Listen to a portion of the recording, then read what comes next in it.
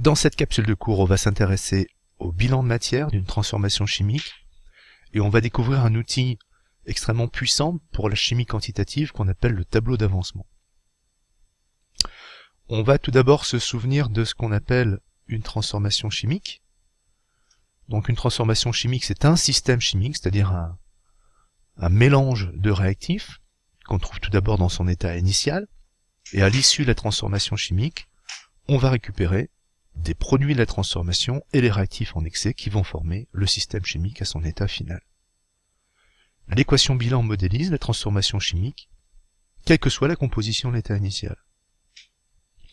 Par exemple, les ions H+, qu'on trouve dans les solutions acides, réagissent avec le magnésium, qui est un métal solide, pour former des ions Mg2+, en solution, en libérant un dégagement de dihydrogène sous forme de gaz. Eh bien, quel que soit le mélange qu'on va faire, quelles que soient les proportions de magnésium et de H+, qu'on peut trouver, eh bien, on aura toujours la même équation qui va se dérouler. Par exemple, on a réalisé ici un système initial qui contient 0,04 mol de H+, et 0,028 mol de magnésium. Les ions H+, sont amenés par 40 ml d'une solution d'acide chlorhydrique qui contient des ions H+, et des ions chlorure, de concentration 1 mol par litre. Le produit du volume par la concentration nous permet de retrouver les 0,04 mol. Le magnésium est apporté sous forme solide, sous forme de magnésium métallique, on en a mis 0,68 g, la masse molaire étant de 24,3 g, on retrouve les 0,028 mol. Dans la solution, on a mis un indicateur coloré qui s'appelle l'héliantine, qui se colore en rose-rouge en présence d'ions H+. Donc ici, la solution est colorée.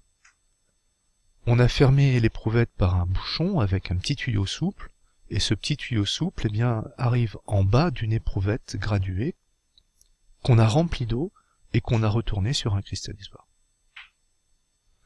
Notre état initial est défini. Dès qu'on met en présence le magnésium et la solution d'H+, la transformation va se dérouler. En cours de transformation, on va avoir des bulles qui vont apparaître, une effervescence qui va apparaître, c'est le gaz dihydrogène qui est produit.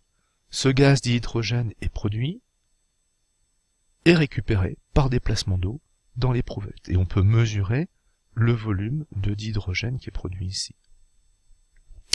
En cours de transformation, donc la quantité de H+, et la quantité de magnésium diminuent, normal, ce sont les réactifs, alors que les quantités d'Mg2+, et les quantités d'H2 augmentent, normal, ce sont les produits. Et la quantité de dihydrogène augmente visiblement puisque le volume dans l'éprouvette augmente au fur et à mesure de la transformation. À la fin de la transformation, à l'état final, il n'y a plus d'effervescence. La solution qui était colorée en rose par l'héliantine devient incolore.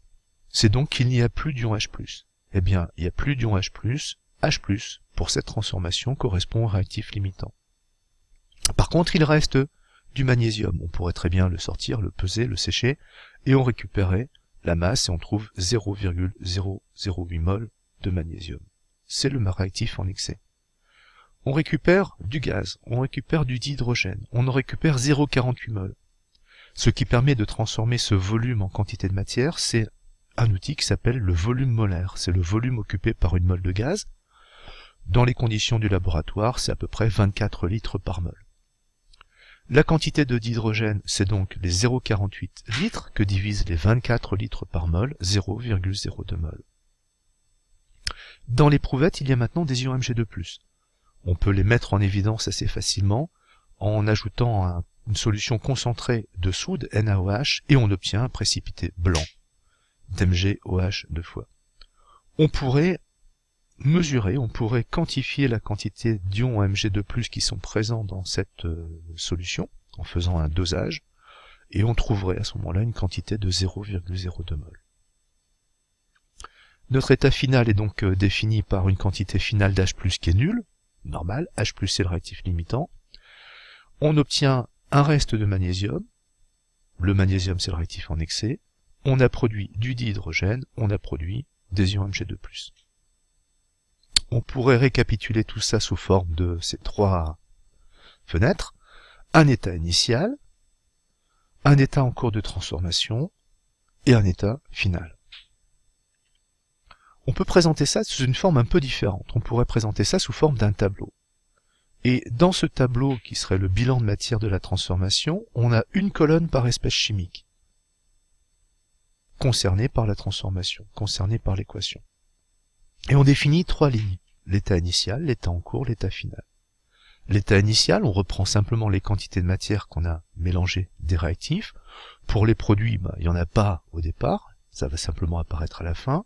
Les évolutions, eh bien les quantités de magnésium et d'H+ diminuent, les quantités de produits augmentent, et l'état final décrit par les quantités qu'on a relevées au-dessus.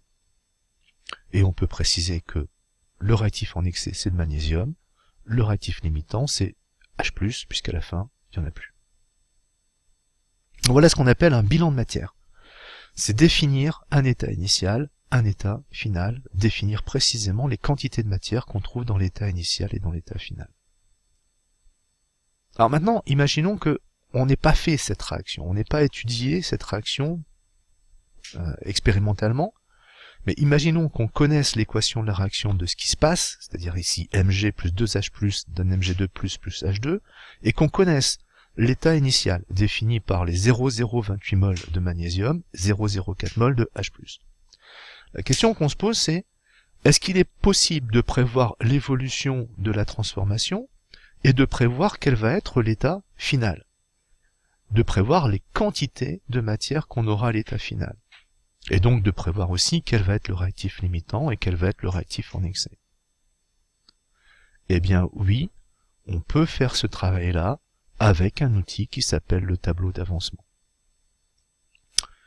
Alors qu'est-ce que c'est que ce tableau d'avancement? Un tableau, on voit bien ce que c'est, un avancement, on voit pas trop ce que c'est, on va essayer de préciser ça par la suite. Cette notion d'avancement, on va la définir à partir d'une BD de Gaston Lagaffe, que vous connaissez sûrement. Et ici, il y a Prunel qui rentre dans le bureau de Lagaffe et qui trouve que la porte est quand même assez difficile à manipuler. Puis ensuite, il y a le dessinateur Lebrac qui fait la même chose. Puis enfin, il y a un autre collaborateur qui de la même façon, eh bien, pousse la porte et trouve que c'est quand même assez douloureux.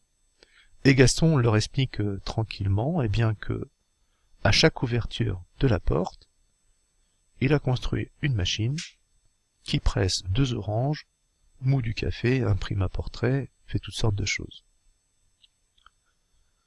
Il est très fier de sa machine, mais ça plaît pas à tout le monde. Alors on va s'intéresser justement à cette machine que Gaston a construite et au mécanisme qui permet de faire avancer cette machine, de faire tourner cette machine. Donc le mécanisme, c'est l'ouverture de porte, et à chaque ouverture de porte, eh bien, il se passe plein de choses. On va essayer de modéliser ce qui se passe au niveau de la machine, on va pas s'intéresser à toutes les transformations, on va simplement s'intéresser à la transformation qui produit du jus d'orange. Et Gaston nous dit, eh bien, à chaque ouverture de porte, ça me presse 2 oranges. Alors évidemment, on peut apercevoir ici les oranges peut-être, ici le jus d'orange, les gobelets et puis les déchets de l'orange pressée. À chaque fois que la porte est ouverte, donc la machine consomme 2 oranges, c'est ce que nous dit Gaston, ça consomme 1 gobelet pour produire un verre de jus de fruits, et ça se débarrasse d'une boulette de déchets qui vient normalement dans la poubelle qui est là. On peut modéliser ça sous forme d'une équation. Un gobelet plus 2 oranges donne un verre de jus plus un déchet. Alors cette équation, on peut la mettre en parallèle avec l'équation qu'on avait tout à l'heure pour l'action des ions H+ sur le magnésium. Et on voit qu'on retrouve une structure d'équation qui est à peu près la même avec des coefficients 1, 2, 1, 1, 1, 2, 1, 1. Tout à l'heure, on avait un état initial qui était défini pour la réaction des ions H+ sur le magnésium avec 0,04 mol pour les ions H+, 0,028 mol pour le magnésium. On va imaginer que la machine de Gaston, au départ, donc dans son état initial, contenait un certain nombre d'oranges et de gobelets. Et on va se rapprocher des nombres qui sont ici, en disant eh bien que la machine contenait au départ 40 oranges et qu'elle contenait 28 gobelets. À chaque fois que la porte est ouverte, la machine consomme 2 oranges et un gobelet pour produire un verre de jus et une boulette de déchets. Voilà ce que nous dit Gaston. Autrement dit, si on appelle x le nombre de fois où la porte est ouverte, alors ce x, on l'appellera l'avancement quand on parlera d'une transformation chimique, eh bien on peut montrer que les quantités de matière évoluent selon des équations simples, des équations affines. Le nombre de gobelets, c'est quoi? C'est le nombre initial de gobelets, moins le nombre de fois la porte est ouverte. Autrement dit, 28 moins x. Le nombre d'oranges, c'est le nombre initial d'oranges, moins 2 fois x. Pourquoi 2 fois x? Parce que à chaque fois que la porte est ouverte, la machine consomme 2 oranges. Autrement dit, eh bien c'est les 40 oranges qu'on avait au départ, moins 2 fois le nombre d'ouvertures de porte. Quant au nombre de verres de jus et au nombre de déchets, il est égal au nombre d'ouvertures de porte, il est égal à x. À la fin de la planche de cette BD, il y a eu 3 ouvertures de porte. Quel est le nombre de gobelets? C'est 28 moins 3, 25. Quel est le nombre d'oranges? 40 moins 2 fois 3, donc moins 6, égale 34. Le nombre de verres de jus produit, 3. Le nombre de déchets produits, 3. Mais bien sûr, là on voit bien que l'histoire s'est arrêtée prématurément pour la machine. Elle aurait pu continuer. Et elle aurait continué à fonctionner parfaitement, à produire ses jus de fruits, jusqu'à ce que un des réactifs soit entièrement consommé. Soit les oranges, soit les gobelets. Auquel cas, ça pouvait plus marcher. Eh bien, le nombre d'ouvertures maximum de la porte, on l'aurait appelé X max, ce qu'on appellera l'avancement maximal dans une transformation chimique. Eh bien, ce qu'on appelle l'avancement maximal d'une transformation chimique, X max, eh bien, cet avancement maximum est atteint à l'épuisement du premier réactif, qu'on appelle le réactif limitant. C'est-à-dire que la transformation va avancer, avancer, avancer, avancer, jusqu'à ce qu'un des réactifs soit épuisé. À ce moment-là, on atteint la valeur X max, et le réactif épuisé, c'est bien sûr le réactif limitant. Est-ce qu'on peut déterminer la valeur de l'avancement maximum d'une transformation chimique X max? Oui, et c'est assez facile. Regardons un petit peu nos équations, qui nous disent que le nombre de gobelets c'est 28 moins x, et le nombre d'oranges c'est 40 moins 2x. Pour déterminer la valeur de x max, la méthode conseillée est de faire 2 hypothèses. Première hypothèse, les oranges sont le réactif limitant. Deuxième hypothèse, les gobelets sont le réactif limitant. Si les oranges sont le réactif limitant, la quantité finale d'orange vaut 0. Si les gobelets sont le réactif limitant, la quantité finale de gobelets vaut 0. C'est-à-dire que 28 moins x sera égal à 0 lorsqu'on aura atteint la fin de la transformation, lorsque x vaudra x max. Autrement dit, 40 moins 2x max sera égal à 0 si les oranges sont le réactif limitant, 28 moins x max sera égal à 0 si les gobelets sont le réactif limitant. On a ici 2 équations qui vont conduire à 2 valeurs de x max. Si les oranges sont le réactif limitant, x max vaut 20. Si les gobelets sont le réactif limitant, x max vaut 28. Eh bien, une fois qu'on a obtenu ces 2 résultats, on retient l'hypothèse qui conduit à la valeur la plus petite de x max. Et donc, on éloigne l'autre. Ici, les oranges sont le réactif limitant. Et x max vaut 20.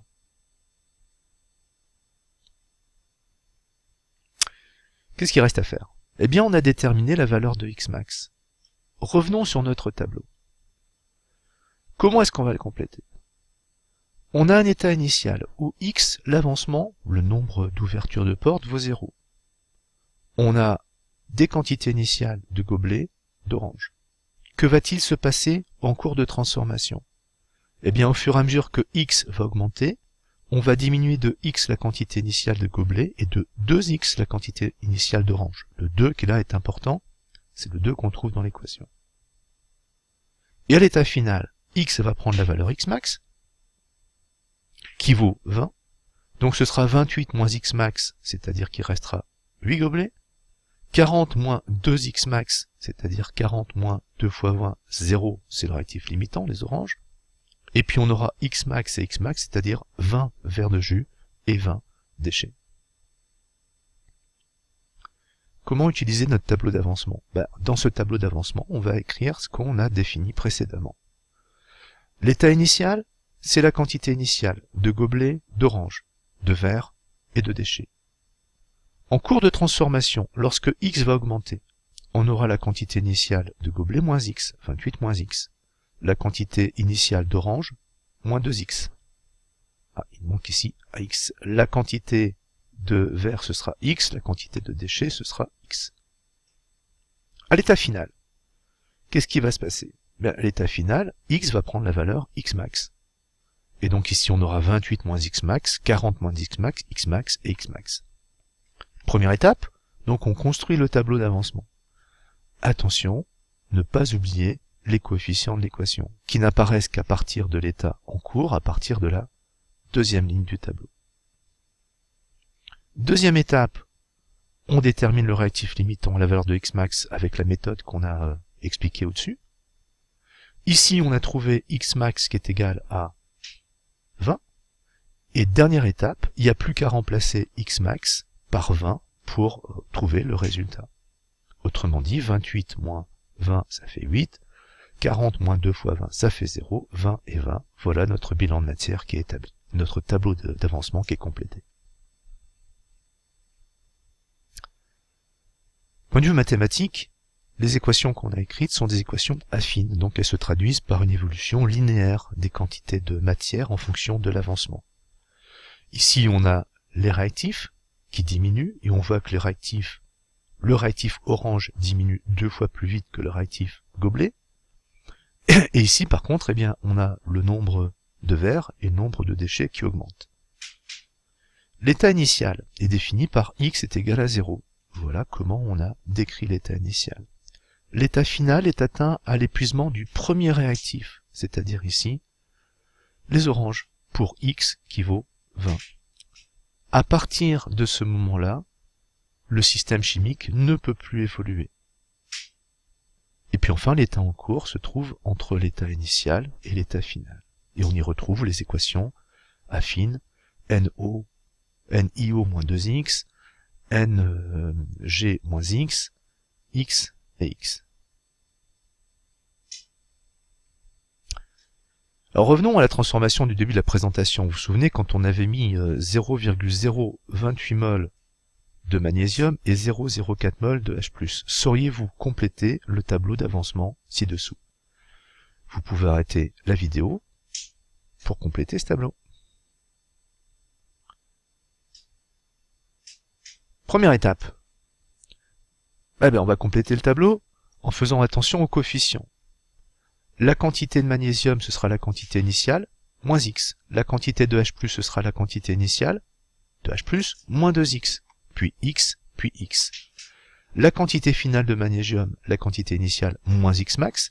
La quantité finale de H+, la quantité initiale, moins 2x max, x max et x max. Première étape, on a complété de façon littérale son tableau. Deuxième étape, on va chercher la valeur de x max. Et donc pour ça, on va faire deux hypothèses. Si le magnésium est le réactif limitant, alors il n'y en a plus à la fin. Ça, c'est égal à 0. Et donc x max vaut 0,028 mol. Deuxième hypothèse.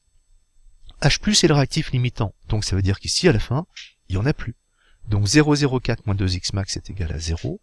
Et au final, x max vaut 0,020 mol.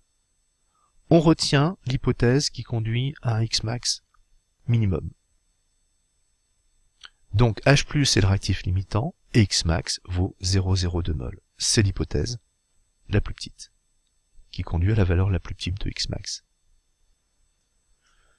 Donc on connaît maintenant le réactif en excès, on connaît aussi le réactif limitant et on connaît la valeur de x max. Il n'y a plus qu'à compléter le tableau en remplaçant x max par sa valeur pour obtenir le bilan de matière.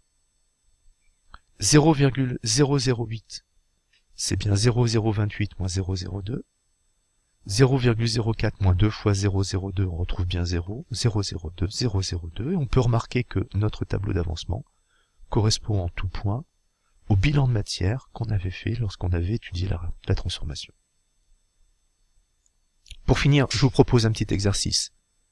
Vous avez ici l'équation de la combustion d'un alcool, c'est l'éthanol dans le dioxygène qui produit du CO2 et de l'eau, de la vapeur d'eau. On a des quantités initiales, on dit qu'on prend 4,5 mol d'éthanol, qu'on a 4,5 mol de dioxygène, et on nous demande de compléter le tableau d'avancement. Vous pouvez arrêter la vidéo de façon à compléter et à résoudre cet exercice. Donc voilà le résultat. Première étape, on complète de façon purement littérale. Les coefficients ici, c'est 1, 3, 2 et 3. On fait bien attention à reporter le 3, le 2 et le 3, et sous-entendu ici le 1. Ici c'est un réactif, donc c'est moins x, la quantité initiale moins x. Ici c'est la quantité initiale moins 3x.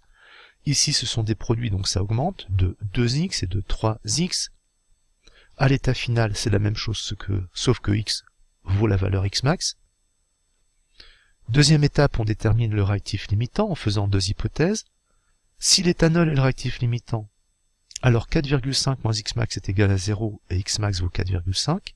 Si au contraire CO2 le réactif limitant, 4,5 moins 3x max vaut 0, x max vaut 1,5. On retient l'hypothèse la plus petite, c'est-à-dire l'hypothèse qui conduit à la valeur minimale de x max, qui est celle-ci. O2 est le réactif limitant et x max vaut 1,5 mol. On connaît donc maintenant le réactif limitant, on connaît le réactif en excès, et on connaît la valeur de x max. Dernière étape, on remplace x max par cette valeur, et on obtient 3 mol au final pour l'éthanol, c'est le réactif en excès, 0 mol pour O2, c'est le réactif limitant, 3 mol pour le CO2, et 4,5 mol pour H2O. Voilà, c'est terminé pour cette partie du cours.